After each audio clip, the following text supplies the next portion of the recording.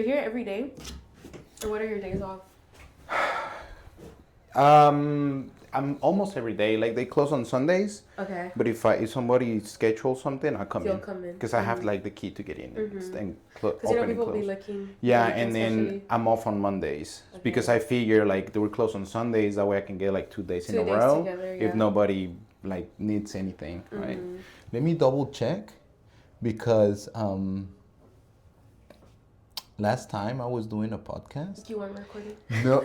Well, I was, but then I kind of like hit it the wrong way, like with my hand at something. I did something. Oh, you were recording the person? I was recording like for 5 seconds, and then I guess the way I took my hand off the camera and it hit the stop button. Oh. And now we were like talking for the whole hour, and then after that, like I went and like hit stop.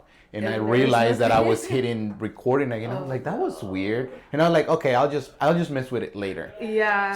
So you know, me despedí and everything. And then when I came back, I look at it and I was like, oh, I don't think I recorded it. And then I didn't want to check. Like I didn't look at my phone. Like I don't know, for the first like 5, 10, 15 minutes. Yeah. I didn't want to look at it. Because you already knew. Because I already knew. Yeah, I messed up. Yeah, and then I look and I was like, dang. That sucks. So you want some drink? A water, please. Water? ¿Fría o al tiempo? Al tiempo, ¿verdad? Gracias. Yes. What were you gonna say? I don't know. What was I gonna say? So we can roll if you want to. Okay. Okay, cool. Do you have questions in mind, or what are we talking about? Not really. It's just kind of like this is my thing. Like I want to. Like when was the last time that you sit with somebody and just talk? Like not look at your phone or do anything. Just talk. Doesn't right? happen too often. Right, or just like hang out. Like I remember, what year were you born? 1998. 88? 98. 98. Okay, so I'm from 89. Okay. So when I grew up, we used to like we had phones, but like I remember my first phone was like you had to hit the same. Oh, the 3 letters button. on the Yeah, exactly. Instead of text, it was yes. So you weren't like always texting. Exactly. Like you mainly like will call, but you will call to like hang out. And then you also had minutes, so you couldn't be too long on the Exactly, phone. exactly. So everything was more in person. Yeah, and it was no social media or nothing like that. Simpler time, to be honest. So you had to like hang out. Yeah. You know? And I don't think people do that anymore. No. So that's what I was like, oh, I want to do something like that. Like we just hang out, just people hanging out. Conversate. Yeah, and then catch up and then I invite people that I want to talk to. You know what I mean? Like it's not like just like random people. Right, you think they're interesting or have something to say. Yes. Yes. Well, lots to say. So if you want to tell people like what do you do? Because I think that's interesting, you know, because you don't find a lot of, what is your title? So I'm a construction manager for a new builder company. So there's not a lot of us really. In the company I work for now, I think it's just 2 of us. One in the west side, one in the east side. So it's really rare to see us out here. Wow. Especially in a smaller company, it's very, very rare. Right. And being young too is another kind of like thing, because I've seen other women in it, but they're a little older. So like coming fresh out of college into this, it's not something that people really think that a girl would do. Yeah. So that's pretty interesting. But I mean, little by little, we're kind of trickling in. It's pretty cool. That's like good. It. Yeah. So how's it going? Well, like I mentioned earlier, right now I think it's pretty slow for a lot of people, but I kind of like it a little bit because it kind of like brings you back down to like pay more attention to your builds. The little bit that I do have, you spend a lot more time in them and kind of look at the details that you don't normally get to do when you're so busy. So in that aspect, I'm very happy because I get to kind of like go back and just reassure myself that I'm doing my job right and getting like those little habits back in order. So when I do get busy, you know, you just start flying off. So looking forward to getting busier at the middle of the year, but it's looking promising, so I'm kind of excited. We'll see what 2025 has for us, because last year was a little slow.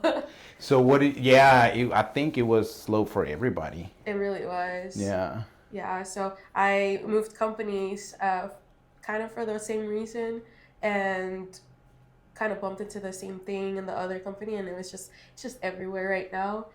So I think we're all like maybe in the home building industry kind of, or fingers crossed that it'll get better this year. I think it will, honestly. So I guess we'll just see. Yeah, I think so too. So how does it like describe like your daily routine, I guess you will Yeah. say, at work? Like what do you usually do? So I think my job is kind of interesting because like every day is completely different. Like I would sit here and lie to you. Every day I come in and do this and do this because every day literally changes just depending on what's going on.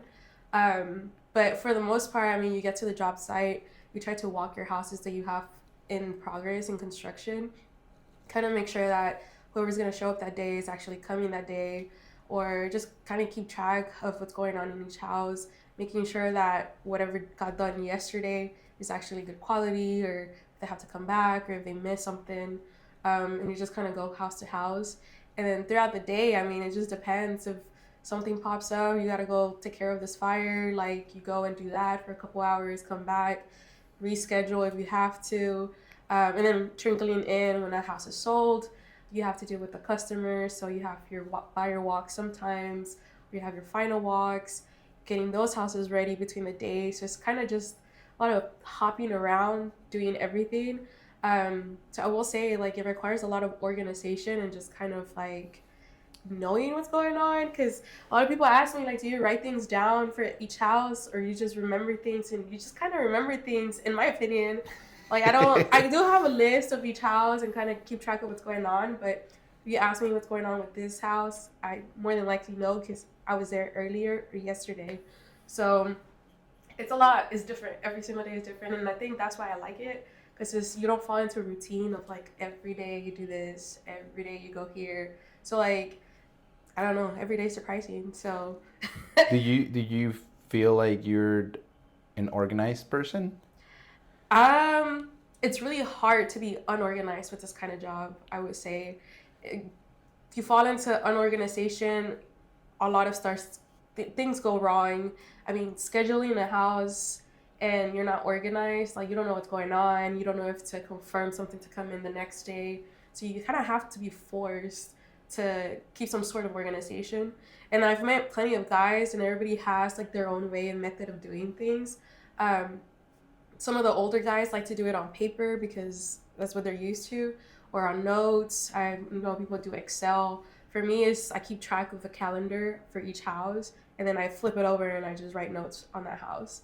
So that way, like, if something does happen on that house, I can go back and be like, well, this date I wrote this note down and this was happening. Like a physical calendar? Like a physical paper I print out for each house. So, because I'm a visual person, because I could write down notes on my phone all day, but I find it harder for me to go back and track that than just pulling out the paper and being like, this is what I wrote this day. Or like, this is what I scheduled this day and I moved it to so and so date. So that's how I keep organized. But I mean, whatever works for everybody works different. So yeah, that's kind of how I learned things from my previous mentors. So I just kind of adapted to it. Yeah, like you started with that. What would you call that? Like system? Yeah. And then you just kind of roll with it. And I kind of liked it. So, like I just kept it. Because, like I said, I've tried the notes on my phone. I've tried like an Excel sheet. It's like keeping track of that is a lot more work than just having my paper and like writing down what I have to do. And then I have a folder that I pull up whenever I'm on the job site, and I just take it in. And, sorry, that's my phone. But yeah, so that's kind of how I keep track. So honestly, it's really hard to be unorganized. Like, you would not be an efficient builder if you're unorganized, in my opinion. Right. So a good builder is an organized builder. Well, I don't know if you're organized, but I know like whenever I was working with you, like you would know things and you would like actually follow up. because then I Yeah. worked with somebody else after you, Mhm. and then it was like I would have to tell them, hey, this is missing, or this is happening, or what's going on with this, Mhm. and it wasn't like that much communication as it Mhm. was with you. Yeah, I think that's very important too. In like the sales and construction dynamic, I feel like communication goes a long way.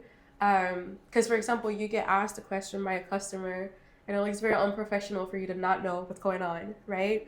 So same way goes with me. Like if you ask me a question and I'm supposedly out in the field all day and I don't have an answer for you, is really like, what are you doing? You know? So I'm a big person with communication in that aspect because I I need you to know that I'm doing my job, and if you have a problem with something, it's gonna get done, you know? Yeah. So as soon as it gets done, I'm gonna make sure to let you know, hey, this is done. Let me know if there's anything else. Especially because I mean, at the end of the day, we all want the same goal: is to sell a house to make money. So that's communication is key. So is it like the more houses that get sold, the better for the uh, construction manager as well? Yeah. Yeah. So um, we build and we have for like set salary, but for every house that we sell we have a bonus system, and it varies from company to company how that bonus is structured, but for the most part all of them will have a bonus system It's where like an incentive. kind of, yeah. I mean, and it just depends on the company what they look at for your bonusing. It could go and vary from, for example, now I have reviews from customers, so depending on what kind of review I get a certain amount. Build days. So if I think like the average for almost every builder is 130 to 145 days. If you go under the build time, usually you get a little bit more bonus. Mm. And then also it goes like variance if you don't waste too much money on repairs and things like that. Like all that money adds up. If you did really good and you're under the percentage that they have you on, you get a little bit more. So it just kind of racks up. But we don't make bonus if you're not selling the house for the most part. It could be different in different builders, but I think for the most part, is if the house is not sold, you're not getting your bonus. Mm. So as soon as you sell the house and that's done, deal done, I get my bonus for that house that I built. Okay. So it's very hard whenever you do have a bunch of inventory that you've already built and your money is just sitting there basically until Mm-hmm. you're able to sell it. So, which is why I feel like that having that communication with your salesperson goes a long way, because at the end of the day, we're both working for the same item, you know? Like, you're not making money if you don't sell houses, and I'm not making bonus if you don't sell houses. So, Right. communication is key here. So, if we're in the same team, we're rock and rolling, like you're selling, I'm making money, we're building constantly. It's just, that's kind of like the goal. Right. Unfortunately, it's not always like that. People work differently, and sometimes the teams are a little bit harder to deal with. But I mean, as long as you're doing your job, I feel like you get to. Yeah, that's another thing, right? Like you have to click with that person, I think. Yeah, Because if you don't, it's very tough. It's very yeah. tough when you don't see eye and eye with your salesperson. I feel like it's a crucial team because, well, one, the salesperson talks to the customer first. So you kind of want to have your salesperson kind of back you up on a lot of things. Um, I've heard stories. I haven't really encountered somebody that's done me wrong, but heard a lot of stories where like the salesperson will promise certain things for construction Oh and then we no. can't deliver. So I mean, it's just one of those things, communication. So I rather my salesperson say like, well, let me check with my construction department and make sure that we're able to do that for you, versus yeah, we'll get it done, sign the contract, and then we can't Yes. deliver. Or it goes more than that. It's just also like delivering the date. So like if they have a crunch time, you're like, oh yeah, like in a month you'll have your house. But I mean, as a builder, I'm telling you like, no, I need a month and a half. Then that's kind of, you know what I mean? Like that's kind of the communication that needs to be very important to let know the customer like it's looking like a month and a half. But if you promise them a month and I can't deliver it, we both look bad, you know? Right, yeah. But yeah, like I think that's very, very crucial to having your salesperson have your back on that sense, because customers can be pushy. Like, I need this and I need this by this time, but if you Yeah. can't, you just can't. Right, exactly. And you have Yeah. to like be honest because you're doing a disservice to the customer because then Exactly. you tell them, yeah, we can do it in 30 days, but it's 60. Mm-hmm. And what are you going to do when 30 days come by? Exactly. And they're already like lost their deposit on the apartment or, you know, whatever. That's the big one, especially those customers that have to leave a certain house at a certain time or an apartment. Like, those are the ones that are crucial to let know, like, hey, we're either ahead of schedule or behind schedule because XYZ, and we're going to try to make this date, but this and this and this. And a lot of the times the salesperson doesn't want to scare the customer, but I mean, if we're You have to be gonna, honest. yeah, if we're gonna delay them 2 weeks and it's gonna affect their personal life, we have to let them know, you know. Which is why I'm always very committed. And you kind of saw that when you worked with me. If I can't make it for a date, like, I'm gonna let you know. We're gonna have to push this closing because XYZ. Right. I rather that than, you know, being in a time crunch. I'm basically hurrying up, building this house, and at the end of the day, like, you want to have a quality product for that customer. You can't obtain that if you're in a rush and kind of just throwing things together, you know. So always looking out for the customer at the end. And how do you end up in this career? Like what, when you were like in college, were you already, you already knew what you wanted to do? Not really. I kind of fell in it on accident, but not really. When I was in high school, I was in a magnet school, and I had like early college programs, and I was in the cluster for architecture. So I took classes there, and then I took classes at El Centro College for architecture, and I thought I really liked it. Convinced myself that I wanted to be an architect. And I actually applied to nothing but schools that offered the program for architecture. But I realized that it was a 4+2 program almost everywhere, so it requires 6 years of school for the most part because you have to have a master's degree for the licensing. So I thought I wanted to do that. I applied to all these schools. I applied to A&M, and A&M doesn't really have like a program specifically. Like, you're not applying to be like in the architecture program. So I just applied to the architecture school, and I got accepted to construction science, and they offered me a scholarship, and I was like, well, if I don't like construction, I could always transfer into more architecture career path. And I did a couple classes, and I took some elective classes for architecture, and I ended up not liking them in college. Really? Yeah, and I would like walk past the studio for the architecture students, and I'd be like, dang, like, they're stuck in this room all day, like doing their little models and things like that. And the classes that I did take for construction, like, I found them so much more interesting. And then I just like, screw it, like, I'm just gonna stay in construction. So you like to be more out in the field and be in a room just doing the... That's kind of what I learned.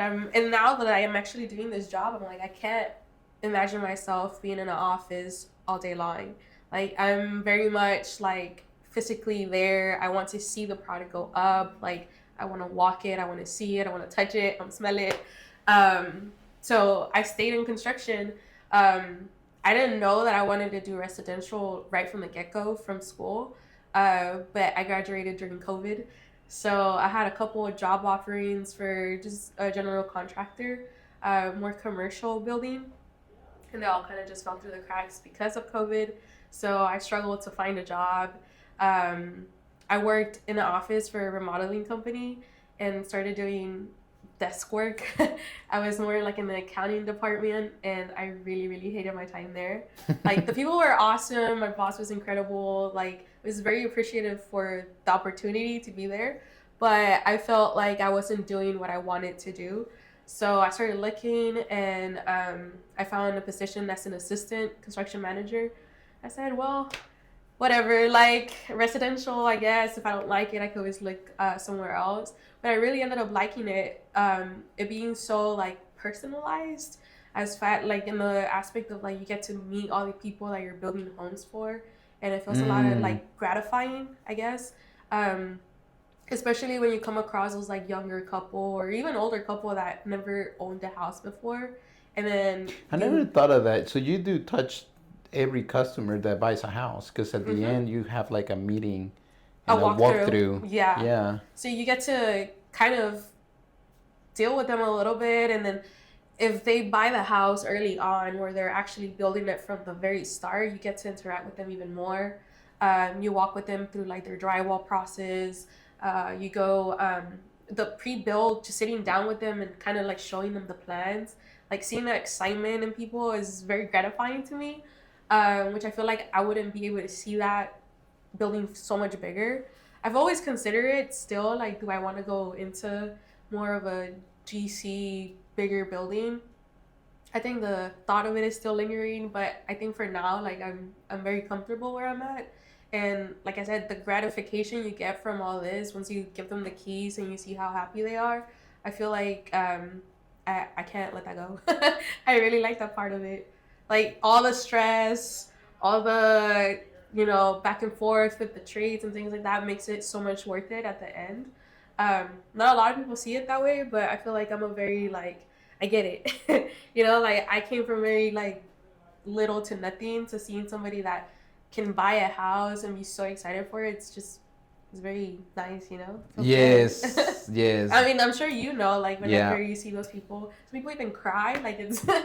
Yeah. I have customers, they've been renting for the last 10 years and they just saved their money for the last 10 years, and this is it. This is what they've been saving for. Exactly. And they finally get to do like their own house. They get to paint their own walls, because you're in an apartment, you can't paint the walls, you can't change the floors, you can't do anything. You can't call it really home until it's yours. Right. So, which is also one of the things too. Like when you're building, you always have to think about that. Like some of the times, like we get frustrated with certain customers being a little too picky, but then you got to put yourself in their shoes and be like, well, if I was buying my house for the first time and I'm spending so much money, like, wouldn't you be picky too, Mm-hmm. So like it's one of those things is it's good and bad. It's hard to make everybody happy, but when you do, like it feels really nice, so it does. It really does. So I seen your social media, and you've been posting like a coffee you've been drinking. Yeah. What is that? What are you drinking? It's just coffee. It's it's not like black coffee. No, it's a latte. I'm a big fan of just cold lattes. Mm-hmm. So iced coffee. Just a little double espresso shot. Oh dang. Yeah, start off the day right. Double espresso shot with a little bit of creamer and milk. That's really it. Yeah, I started being a little bit more cautious of my health, so I've been drinking collagen now, so that goes in there. Oh, that's good. Yeah, so... And it doesn't taste like anything. It doesn't. It really doesn't. Yeah. I've had it with water before, thinking it was going to have like a certain little flavor. Taste, no, it doesn't taste like anything. It really doesn't. Yeah. It's quite surprising. Yeah. That's good. Yeah. That's good. Trying to get into And I see you working out too. Trying. Trying. That's good. Yeah, I feel like I'm getting to that point in my life where I'm like, I'm getting a little older. Gotta watch out for my health, like we want to make sure we're here for a long time, not a short time. Yes. Do you sit in the office for a very long time? I don't. I try not to. Which is why I say like I wouldn't be able to sit in a desk all day. I of course have to be in the desk to do paperwork and things like that, but for the most part I try to kind of like divide my day in half. And spend half of my time out in the field walking houses, and then spend the other half inside of the office. It could be like an hour in, 2 hours out, an hour in. But when things are very slow, there's not a lot to do in the field. So I spend a lot of time in the office, and I don't really like that. But, but when it's busy, sometimes you wish you had a little second to go into the office and just breathe. Especially like in the summertime, I can't imagine. It's definitely hard in the summer, but I will say I hate the cold, so I would 100% prefer being out in the heat. I don't think we have had like bad cold this year. Yeah, like I don't think like an so actual either. winter. No, We only it's had like a couple of weeks. It was a little cold, yeah, but no, we that's it. haven't. No, we haven't. I've worked through the cold before. I mean, ice in the houses, making sure I slipped and fallen many times out in the field for that. But not this year. We haven't had anything crazy. Hopefully not. I know sometimes February could be surprising. Yeah. So we'll Well, you see. know what they say, febrero loco y marzo otro poco. Have you heard that? No. No? But I mean, it kind of goes. Yeah, yeah, because February is crazy, and then March also crazy a little bit, so you never Hmm. know. My mom has this theory that there's always a cold front in March, and that's the last one for the year. That makes sense. So, because we have usually one in February as well. I think like the last time that it snowed a lot here was in February. And then we had another cold front in March. And then as soon as we get the March one, my mom's like, all right, spring is coming. Yeah, because technically spring is in at the end of March, I think so, yeah. right? So that kind of makes It makes sense. sense, but man, I'm ready for the summer to start. I'm ready too. I'm just very scared because of the allergies. Oh, Like yeah. I get really bad allergies in the spring. Do And they you? start in the spring. I don't have bad allergies, so I'm so glad I don't. Not yet. Not Because I yet. started getting it like when I was on my 30s. Okay. Yeah, like I never had them, and then all of a Just sudden, popped in. yeah, like my eyes are getting really itchy, and I was like, "What is that?" Yeah. And then I was like, "Oh, okay, this is allergies." Like it No, makes I've never sense. experienced them.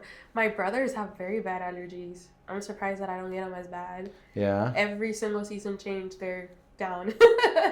that's But crazy. yeah, no, I'm pretty okay. I actually don't get sick often, which is surprising that this week I've been under the Everybody's weather. been sick. Everybody. Like, I had somebody that's supposed to come in. I think it was this week.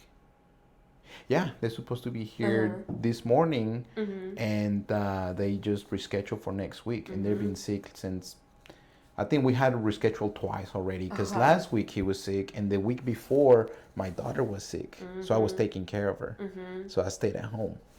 Everybody's been down this month, this whole year actually. Yeah, It's crazy. yeah, and some people are like, it's they're getting sicker longer. It is lasting a long time. Yeah, like instead of just getting sick for a couple Couple days, it's like days. a couple weeks. I mean, usually, like, if you go through the flu or whatever it is, by a week, at the end of the week, you're starting to feel okay. Yeah, But not right now. I feel like this has been lasting a long time. yeah. I don't think it's the flu, but Do you take vitamins? I do. I started taking vitamins now. Good. Yeah, What do you because take? just probiotics and then That's good. That was good. normal, like, women vitamin. And then I take, like, fish oil and vitamin C. That's good. That's Yeah. good. Like vitamin C when you're getting sick, that's really good. Mm-hmm. Yeah. Yeah. Yeah, you need a little bit of sun. Yep. So you stay like in the Garland area, right? I actually moved. Oh, really? Yeah, so I know it's been a long time. I lived in Pleasant Grove with my parents. Uh-huh. And then I moved now. Still in Dallas. I'm just a little closer to the downtown area. Is that closer to your job? I'm a little further than I was before, but it's only like a 5-minute difference, and I hop And on you're the going freeway. out, right? Where's your community where you Right now, my community is in Mesquite. I work in Solterra. So it's kind of going towards like Sigleville. It is going out, but Mesquite is still pretty central. Like we're really close to Dallas. So it's not too bad of a drive. When I worked here, I actually worked in Fate down the street. That was a little bit more of a drive. Mm-hmm. But I always had the benefit of driving against traffic. That's what I was gonna say. Yeah. So it wasn't ever too bad. I think maybe in the afternoon, coming from Fate, going to Dallas was a little bit tougher. All the rock wall, congested Yes. roads. But other than that, I normally don't deal with a lot of traffic on the normal. I'm glad, because if I was to work up north, I feel like it'd be a little different. Yeah. Because it's traffic both ways. Yeah. So, yeah, I can't complain about the distance at all. Actually, I love that I'm in Mesquite. It's close to everything. I hope I'm there for a little bit longer. Yeah, that's cool. Yeah. Yeah. I think we will be. We still have quite a bit of lots that are not built yet. So I'll Is be it a there. pretty big? It's a really big community, Solterra is. And they're starting their phase 2, I believe. Mm-hmm. So pretty soon they'll start expanding a little bit more. And it's in Segovia? It's in Mesquite. It's in the city of Oh, Mesquite. close to Segovia? Yeah, I mean 5 minutes down near Segoville. Okay. So it's closer to 20. Mm-hmm. It's between 20 and 635.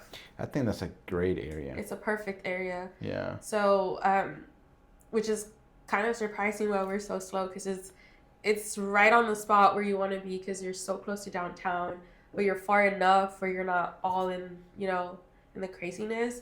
And Mesquite's a place that's already has everything, you know, everything's developed already.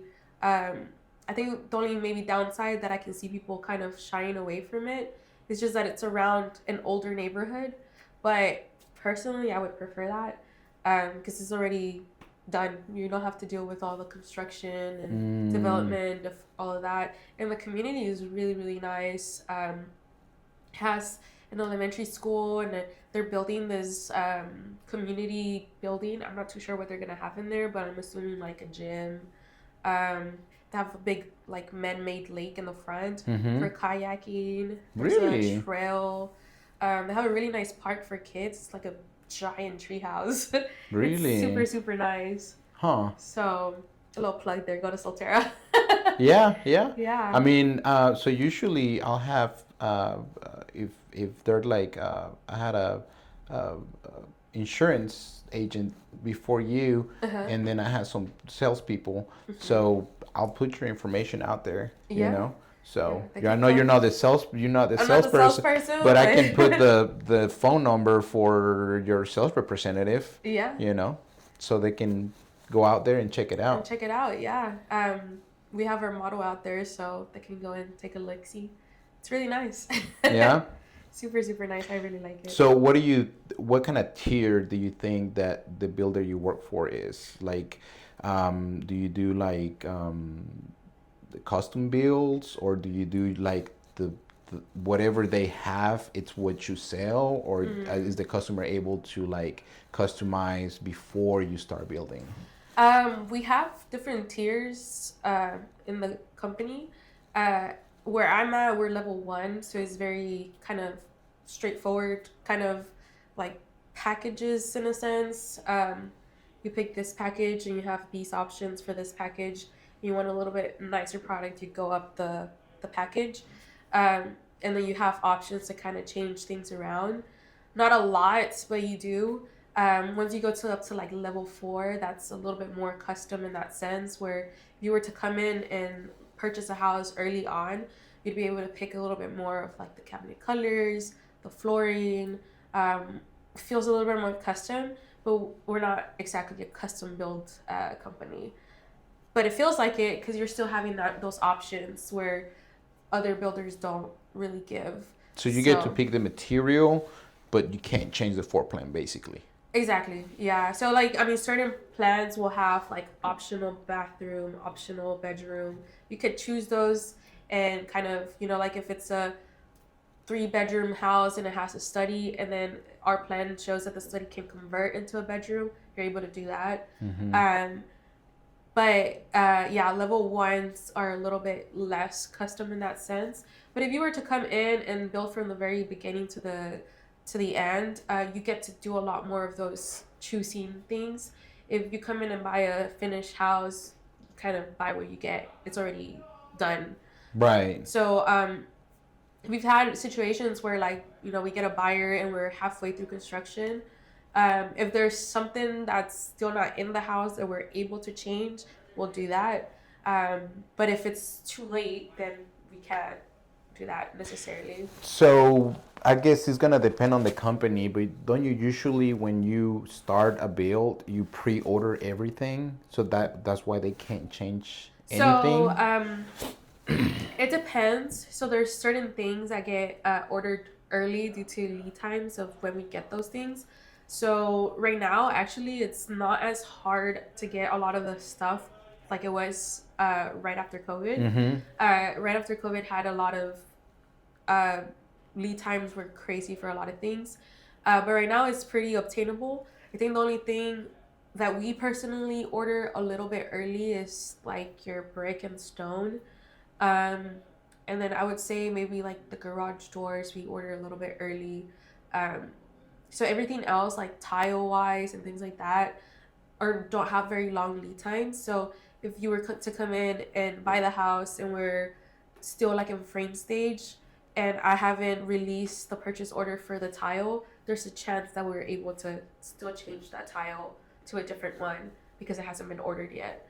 But if the purchase order has already been released and the order's already out, then that's when we can't change anything, just due to the fact that it was already ordered basically. Yeah. But we don't order everything in the beginning, so that's why I say it just depends when they come in and buy the house. There might be a fair chance that you can change something, and then if everything's already released and you're buying the house now, then there's mostly can't change much. That's good though, because you're flexible. Yes. You know. Yeah. So. Yeah. So it's like again, it just depends on what it is. But if it's something, I consider like backsplash to be something kind of small, like it's not gonna change anything. If you were to come in and say like, well, I wanted to make this a bedroom, then of course you can't, like we've already built the house, so we can't do that change. But small things like that is possible. The other thing that we can't change, and I've actually gotten that question a lot, is the cabinets. Once the cabinets are in process, they're already being manufactured. So even though we're not close to installing them, they're already being built. So we can't change those anymore. A lot of the times, whatever cabinet the salesperson chose for that house is the one that's gonna stay. So unless it's super early on, then maybe. Yeah, so it just depends. And those are the kind of things that I say, like, my day-to-day vary because let's say you as a salesperson come in and tell me like, hey, I sold this house, but they don't like this and they don't like this. Can we change it? Then we all have to work on getting the change orders fixed, purchase orders fixed. And then now I got to be on top of that particular house to make sure that those changes actually happen. So, like things like that happen all the time. Well, now like I wasn't hyper focused on this, but you came in with this issue. Now I am, so I think that's kind of what's cool about the job too. It's just like those little stuff make your job a lot more interesting, more entertaining, and I don't know, it just makes time go by a little bit faster. Yeah, like you get to do, you don't do the same thing every day. Exactly. You do something different every day. Every day is different, yeah. That's good. So, yeah. So what do you do after? Like what do you do is that like your job is your hobby? Like that's what you do all the time, or do you have like other things that you like to do outside of work? I wish I was that dedicated. But no, I think it's healthy to have kind of your other fun activities outside of work. I don't do a lot actually. I started doing cycling last year, and it's been very helpful for me to release stress. It's just kind of fun. I've done a couple of those classes. They're fun. Intense. They tend to be intense, but they're super fun. And Well, it depends. I mean, it just depends the kind of what do you call it, teacher? The teacher and the level of class that you actually attend to. Yeah. So I find those very kind of like, I don't know, like the one that I go to is very loud and very rave-like. So they like bump music really loud. It's dark. There's lights like if you were at the club. It just makes you forget that you're even working out. So I try to go there at least 3 times a week. Get the body moving. And then I recently started doing Pilates. That's been kicking my butt a lot, actually. Pilates, it's kind of like yoga, but you use your own body weight, correct? It's like this machine where you use your body weight? Reformer. It's called the Reformer. So you kind of sit on the machine, and they have like cables and. I didn't know what that was, and then one day I was like, I want to Google it. I was like, what is that? And I Googled it, and I was like, oh, okay. It's cool because you do the workouts or whatever, but at the end you're like, dang, I didn't know I could do that. Or like the next day you're sore, you're like, I didn't know I could get sore there. So it's pretty cool. I'm trying to find ways to kind of like stay busy and more active because I feel like I said, getting older, want to make sure that I'm healthier. I started running now too, so I go on runs. Really? I'm trying to run my first 5K. Really? So we'll see. So how many miles do you run currently? I'm currently hitting 2.7. Okay. 2.7, and I just started maybe 3 weeks ago, so it's better than nothing, I say. Oh yeah, for sure. Yeah. I can only run like 1 mile. When I go to the gym, I just do like 1 mile. That's it. That's like my. Okay, I'm done. I mean, that's already pumping the blood. It's really good. Yeah. A mile a day. It goes a long Do way. you go in the treadmill? I do treadmill. So I'm training with a friend actually, because we're both like, we're not runners. We've never been runners. So we started doing an app. It's called like Runna, I think, and it gives you a goal every week, and then you just run in intervals. So like, when I first started running, it was like you run for a minute and then you walk for 2 minutes, and then you go out like go per week, and eventually you're gonna get to that 3.1, which is the 5K. Eventually run most of it, and I just walk. So we're like in week 3 or 4 now. So is that how it's supposed to be? Like you're supposed to run for like the intervals? Yeah, I'm not a runner, dude. I'm not either. That's why I'm asking. I don't know, but that's how the app is set up. Because you're getting introduced to running, so you don't want to like impact your body and just run and then be out of breath through the whole thing or like collapse, you know. So it kind of takes you slowly to meet your goal. So like when we first started, it was like the goal was to run 1 mile. So you start with a warm up and you're walking kind of at a fast pace, and then you run for a minute, and then you go back to walking 1 minute, and then you go back to running until you hit that 1 mile. So for example, now that we're a little bit more advanced in the weeks, it's a run for 5 minutes, walk for 2 minutes, and then run for 5 minutes, walk for 2 minutes, to get your body kind of like used to actually being up and running. And it's gotten easier, which is very surprising to me, because like I said, I've never ever been a runner. So we'll see. I'm trying to aim for St. Patrick's 5K. But what's your goal, to like run the whole thing? Run most of it. Yeah. I want to run a 5K at least in 30 minutes if I can. It's a 5K, I think, is 3.1 miles. Okay. So right now I'm like 30 minutes at 2.7 miles. So if I run a little bit longer and walk less, I think I'll be able to get there. Also, like the pace, I'm not running fast. How fast are you running? So on the treadmill, I'm running at a 5.2 to 5.5. That's not bad. It's basically a jog.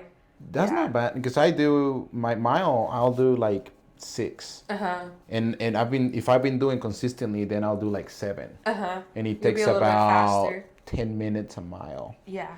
I don't think that's bad. It's not bad at all. I mean, you don't want to do like 9 or 10, and then I mean, how long could you last there? Like, exactly. I don't know, like a minute, maybe. A minute, and then you're exhausted. Right. Which that's good too. Yeah. That's a different kind of. Isn't that like HIIT? HIIT or something like yeah. Like you're supposed to get like a really high cardiovascular workout and then slow down and then go up. Yeah. Yeah. I can't do that. Yeah, that's it's different. It's too intense for me. Yeah, that's different. But that's just different. Like running consistently at a certain tempo, and that's at the treadmill. So like obviously when you do like the 5Ks, 10Ks are outside. So eventually I want to start going outside. It's just the weather hasn't been very nice. It's crazy. Now, it's well, like today's nice, but then supposed to be like very bad. Bad tomorrow and like the whole week. So yeah. So, and then you don't really know, because they said it was gonna snow and it was kind of like ice. It wasn't even like snow. It barely snowed where I lived. So yeah, that's the other thing. And then also, I mean, it gets dark really early. So where can I go run in the park in the dark? Right. So I'm not gonna do that. So the treadmill will do fine for now. Yeah. Yeah. Until I get used to it. Yeah. Yeah, that's kind of what I do. And then I don't know, read books sometimes when I'm not too tired. Okay. Yeah. What kind of books? Like fiction? Yeah. Yeah? Romance books for the most part. Oh, really? Yeah, I'm a little sucker for romance books. I mean, who doesn't like a good book? Like what kind? Like what are you reading right now? Well, I started reading Colleen Hoover. That's kind of how I got into reading. And then I like the fantasy books. books. Okay. So yeah, I don't have like a set series right now, but I'm dipping my foot in many things right now. So Like fantasy, like what? Like I don't know, like it's similar like to Twilight, I guess. okay, okay. So like vampires and stuff. yeah. Okay, werewolves. Yeah, exactly. Okay. I like some weird books. That's cool. Yeah, but I like the mystery books too. There's a really good one called Verity by Colleen Hoover. Mm-hmm. That one's really cool. I forgot her name, but she has a couple books too. They're kind of mysterious, kind of keep you on your toes. I like those kind of books. And I like romance books too, so a little bit of everything. That's cool. Yeah. And that's very good that you read, because the problem with social media now, you have a lot of shorts. Yes. And then what I was looking at, and it's funny because I saw it on social media, but actually it's like this philosopher, and he reads a lot of books, and he explains how or why social media is not good for you. And he was saying like these 30-second reels don't have to do, like one doesn't have to do with another.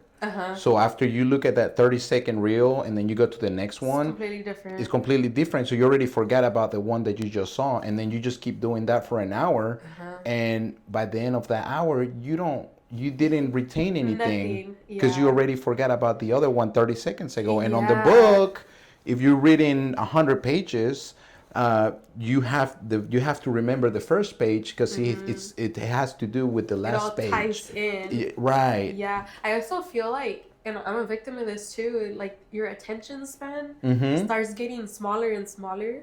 Like I find myself like if I come across like a long paragraph, I'm like, ugh, I gotta read this paragraph because of the attention span of like I'm used to just scrolling and looking at 15-second videos and keep going.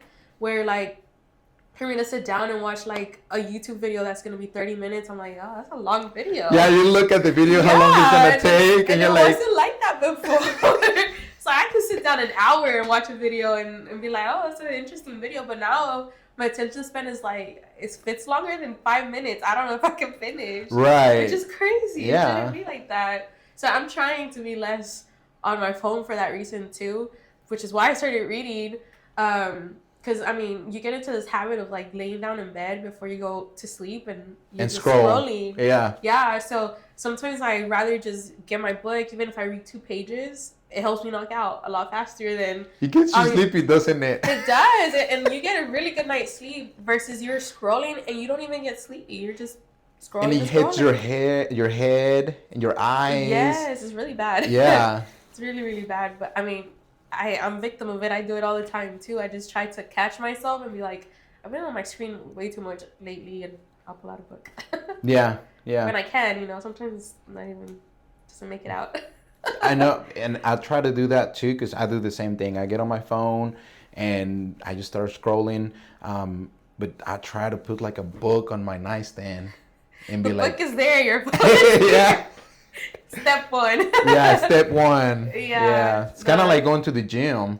Yeah. Like sometimes all you gotta do is like put your shoes on and just go. And just like sometimes I tell myself, like I bargain with myself, like, okay, I'm not gonna run, calm down, chill out. I'm just gonna walk. Let's just walk. Yeah. But once you're there and then you start going. Yeah. You warm up, you're like, I kind of feel like running now, That's the first step, is just showing up, I feel, which is why I really like the fact that I do like the cycle class, because I'm signed up, so I have to go now, Right. Instead of being, like I'm you going to made the that gym commitment today, and then you get home and you're like, it's been a really long day, maybe I don't go to the gym today. So you go in the afternoon? I go in the afternoons, yeah. Oh, that's hard. It's very hard, but I'm not a morning person, so I'd rather do that. I'd rather go at 6 o'clock in the afternoon than go 6 o'clock in the morning, Yeah. I think, and then if I go in the morning, I'm just tired. Really? Yeah, like I don't do good in the morning. That's funny because I'm like the other way around. Opposite. Yeah, I'm the complete opposite because if I work out at night, I can't sleep at night. Like it keeps me up. Do you take like energy drinks to work out? No, so like after like around 1 or 2, I stopped drinking there's a lot of energy drinks caffeine. or caffeine or anything. Yeah. Yeah. So I do it in the morning. So have you heard? I forgot his name. I don't remember if he's a biologist or he's a scientist. He's from Stanford, uh, and he has some routine hacks, if you will, or tips. And he said that whenever you wake up in the morning, the first thing you do is drink water. And don't eat anything for the first 2-3 hours, and then Fast. eat. Yeah, and then eat, and then break your fast with protein. I think he said, and then after that, then you take caffeine. Because if you take caffeine like First thing in the morning, then in the mid, that's why you have like the crashes in the middle of the day. Yeah. So I do feel the difference. So that's why I take my caffeine like around noon. Midday. Yeah. Yeah. That's really good, actually. And it's supposed to help you go to sleep as well, because you're supposed to have like some type of stress in the morning. So in the afternoon, you kind of like Wind start, down. slow down slowly. Well, and I see why you struggle to go to sleep going to the gym, because you get that natural adrenaline that once you get home, you're still kind of pumped from being at the gym. So it is harder to kind of wind down and actually go to sleep. Yeah. Yeah, I definitely could see that. Yeah. But I just can't. But everybody's different. Everybody is different. Yeah, it's just, for me, is getting up early, because I feel like I sleep really late. So I need my full hours of sleep. Me too. So this is what I do. So when I like, let's say that I want to wake up, I usually wake up around 4 in the morning, but I wake up around 4, 5, 6, like that time frame. So let's say I want to wake up at 4 in the morning tomorrow, and I went to sleep at 10. What is that? 6 hours. 6 hours. So if I'm used to sleeping 8 hours, then I'm just gonna be tired that day. Yeah. But then the next day, I'm already tired. So I'm tired the whole day. Yeah. And it's okay. Then just the next day, since I'm already tired, I'm looking forward to going to sleep early. Right. So as soon as I get off from work, like 5, 6, I'm already like going home, eating, and going to sleep, like taking a shower, getting ready to go to bed. Right. So it's kind of like, yeah, you're gonna be tired for one day, but I think like, train your body into you kind of like reset. Yeah. So yeah. That's, no, yeah, because I've tried going to the like morning classes, but yeah, I just don't sleep early, so it's tough, and which is why I get a crash like midday. I'm like, it is tough. It is tough because when you get off from work, like work takes like a big chunk of your day. It's most of your day, yeah. So what time you get off? Like 5, 6? Usually 5, get home 5:36. So by that time, and then you have to go and meet your friends, or you want to watch a movie, or you want to meal prep, or you want it's like to... your you time. Yeah, so then what you do, Yeah. So you don't, or you want to work out, so you don't really have a lot of time. So if like this happened to me a lot. So I have 3 kids, and they want to go out and they have a birthday party, or they want to hang out with their friends. You have kids. So yeah, so you take them to the friend's house, and then you start talking to the parents, and before you know, it's like 10 o'clock. So by the time you come back, then you have to take them a shower. And then, so it's like an hour to get everybody ready to go to sleep. Yeah. And then, so you go to sleep like around 12, even though you left that house by 10, like the friend's house at 10, you go to sleep like at 12. But all the process of getting ready to bed. Yeah, it's definitely a lot harder, which I probably see why you do morning, because your afternoons are occupied. Right. So that's why I do it in the morning, because if I try to do it in the afternoon, no way. You can't fit it in. Yeah. I mean, it takes at least a good hour. And yeah, no, I don't have a lot of craziness going in my life. So you don't, like, I do it in the morning because nobody's awake. Yeah, no one's gonna bother you. Exactly, you know? That makes so it's sense. kind of like my me time, and then it's quiet, and then I just knock it out, just get it out of the way. Yep. And then I'll do everything else that I need to do. Yeah, that makes sense.